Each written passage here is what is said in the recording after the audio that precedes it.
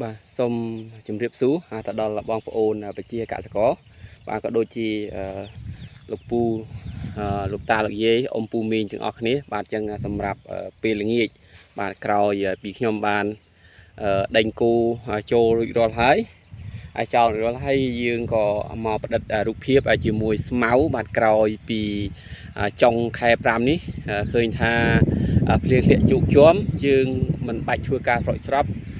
ដូចដែលឃើញក្នុងសកម្មភាពវីដេអូដែលខ្ញុំបានបង្ហាញអញ្ចឹងគឺស្មៅដែលឃើញទៀបនៅក្នុងដីនេះបាទជាប្រភេទស្មៅរុស្ស៊ីដែលខ្ញុំបានព្រុសគ្រាប់នេះរយៈពេល2ឆ្នាំហើយអញ្ចឹងហើយក៏ឃើញថាត្រូវភ្លៀងនេះវាល្អមកវិញខៀវសង្ងាត់តែម្ដងបាទអញ្ចឹងកន្លែងដែលខ្ពស់ដោយកន្លែងនេះកាលពីរាំងគឺវាងាប់អស់ហើយខ្ញុំក៏បានដឹកអាចគោបាទយកមកដាក់ហើយឃើញថាវាលាស់វែងជាងគ្នាអាចថាបើយើងលើកពីឈោមកវាអាចថាកម្ពស់40ហើយកន្លែងខ្លះរហូតដល់ទៅ50អញ្ចឹងស្មៅនេះវាងាយស្រួលក្នុងការដាំយើងប្រើព្រុសគ្រាប់ហើយស្មៅដែលនៅខាងលើនេះផ្ទាល់តែម្ដងគឺជាប្រភេទស្មៅនាពាដែលខ្ញុំតែងតែបង្ហាញជូនពុកម៉ែបងប្អូនទាំងអស់គ្នាក៏ដូចជាអ្នកដែលចូលចិត្តវិស័យចិញ្ចឹមគោទាំងអស់គ្នាហើយអ្វីដែលយើងកត់សម្គាល់ឃើញថានៅខាងខ្ញុំនេះសម្រាប់រដូវវស្សាវាអាចសម្បូរហើយងាយស្រួលក្នុងការស៊ីយើងក៏មិនសូវពិបាកកាប់កិនដែរតែនៅខេត្តក្នុងបើសិនជានៅរដូវនេះ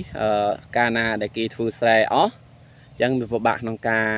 រកកន្លែងឲ្យគូស៊ីហើយបើសិនជាបងប្អូនមានដីរាងច្រើនបងប្អូនអាចដាំបាទជាមួយនឹងប្រភេទស្មៅនាពានេះហើយវាមានស្មៅច្រើនប្រភេទដែលខ្ញុំចម្រាញ់ទុកនេះខ្ញុំទុកតែពីរមុខនេះទេគឺរុស្ស៊ីនិងនាពាបាទអញ្ចឹងវាងាយស្រួលក្នុងការដាំដុះហើយវាធន់នឹងអាកាសធាតុទោះបីជាយើងមិនបានស្រោចទឹកជាប្រចាំក៏វាមិនមានបញ្ហាដែរតែថាវាក្រលាស់មកតែបើសិនជាយើងស្រោចទឹកវាអាចនឹងលឿនលឿនបាទអញ្ចឹងហើយចំពោះស្មៅនាពានេះទៀតសោតបងប្អូនជាអ្នកដាំបាទគួរតែមានម៉ាស៊ីនកិនបាទហើយចំពោះបងប្អូនដែលត្រូវការម៉ាស៊ីនកិនស្មៅគឺខ្ញុំអាចធ្វើការកំងជូនតែធ្វើការកំងជូននេះខ្ញុំក៏សូម20ទុកជាមុនដែរព្រោះការកំងចេញពីរោងចក្រត្រូវការចំណាយពេលអាចថាពីមួយអាទិត្យទៅ10ថ្ងៃទើបដឹកមកដល់ខាងនេះបាទអញ្ចឹងប្រភេទម៉ាស៊ីនវាមាន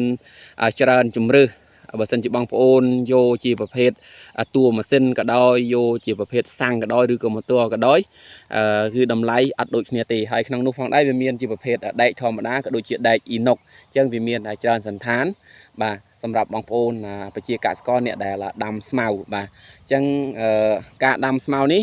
វាមានអត្ថប្រយោជន៍បើសិនជាស្មៅសម្បូរយើងអាចកិនផ្អាប់ទុកបាទហើយក្នុងការផ្អាប់បងប្អូនខ្លះក៏ចេះហើយបងប្អូនខ្លះក៏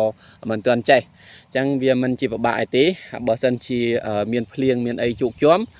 ចាំពេលថ្ងៃវាអីអញ្ចឹងយើងកាប់វារាងស្ដិលតិចទៅហើយយើងកិនហើយយើងអាចផ្អាប់បានហើយក្នុងការផ្អាប់អាចច្រកជាករងក៏បានឬក៏មានធុងធ្វើការដាក់ក៏បានបាទតែបើសិនជាបងប្អូនត្រូវការម៉ាស៊ីនបងប្អូនអាចខលសួរបានហើយចំពោះម៉ាស៊ីនប្រភេទណាដែលបងប្អូនមានកាតាឡុកឲ្យមើលឬក៏បងប្អូនចង់មើលខ្ញុំក៏បង្ហាញជូនបាទហើយតម្លៃមានចន្លោះចាប់ពី$350ទៅរ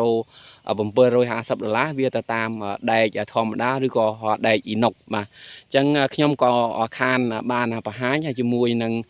ក្នុង YouTube ដែរដោយសារមួយរយៈនេះក៏រៀងមមាញឹកជាមួយនឹងចកាគឺយើងទៅជីកបង្គោលរបងសម្រាប់ធ្វើការដាក់របងសម្រាប់ពាត់ឲ្យគូស៊ីហើយទី2តាកតងទៅនឹងធ្វើការសម្អាតក្រលនេះក៏អត់ទាន់បានសម្អាតដែរហើយយើងក៏បានដាក់មុងរួចរាល់